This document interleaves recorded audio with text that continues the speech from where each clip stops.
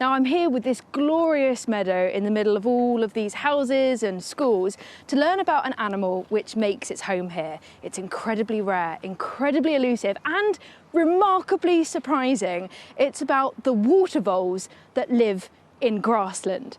These small mammals are Britain's finest declining mammal. They've declined by 98.3% since the early 1900s. But here in Glasgow, it's the highest density of water voles anywhere in the UK. And there are, shockingly, two different ecotypes. You've got the riparian ecotype, the traditional water vole that likes to live around water, as their name suggests. But then you have the ones living here in Glasgow, the fossorial ecotype, which live in grassland. I've loved getting to know them and seeing their little beady eyes and noses poking around, covering the burrow. Just spectacular animals, and the fact that they're all around Glasgow is really exciting. And earlier on I went to visit the local primary school just behind me because they have these water voles in their playground. So I went to see what the kids make of them. I've heard so much about the water voles here at your school. Having water voles around our school, we're one of the lucky schools. Very few schools that have them, and we're the lucky ones. I think they should care about them because they're just a mammal just like us. So we should treat them how we want to be treated, basically. What can people do to care for them? Try to keep the grass long, try not to step inside the grass and not walk over them or hurt them in any sort of way. To think that we have them in our school and there's not many of them left is just crazy. Do you feel really lucky? Yeah.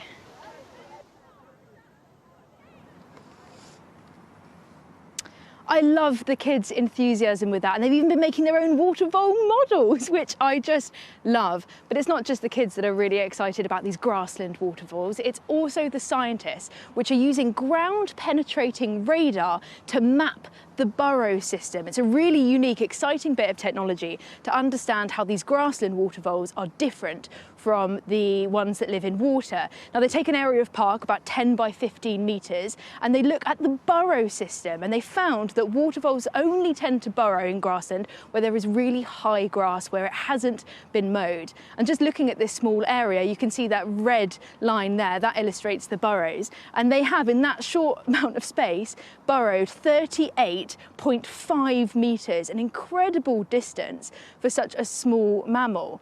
But looking at the differences, they have two main structural differences compared to watery water voles, in the fact that they really need long grass, they won't burrow on short grass, and also the structure of how they work, their burrow system. So if I sit down here, I've got my water vole system here. Now you can imagine the water voles taking refuge along the riverway or along the banks. That's where they used to transport themselves. But they have different sections where they will come up. So they've got this entrance here where they'll come up for their sleeping chamber perhaps, and then along the bank they can go up here to their food chamber. It's very separate, very different, and they are more territorial than our grassland water voles, which are illustrated over here. So here they live in the grass, in the banks, they have one entrance, and then they have this system which is along the same plane, it's along the same angle, and they've got all of these different connecting tunnels, and they'll have different chambers for food, different chambers for sleeping, as you can see here, and they are much less territorial. So they are only about 22.4% overlap of territory, so they're much more communal, whereas the water voles only about 7.7% territorial overlap. So huge difference between these two different ecotypes, but so important that we go and preserve both. As I said, Britain's fastest declining mammal, and it's such a simple fix that we can do to support them. Letting our areas grow wild, letting our grass grow up will help not only the grassland water voles, but also the traditional water voles that make their home along the river as well. They're such a beautiful animal and they're such a treat to see, and in the heart of a city centre, it couldn't get much better than that.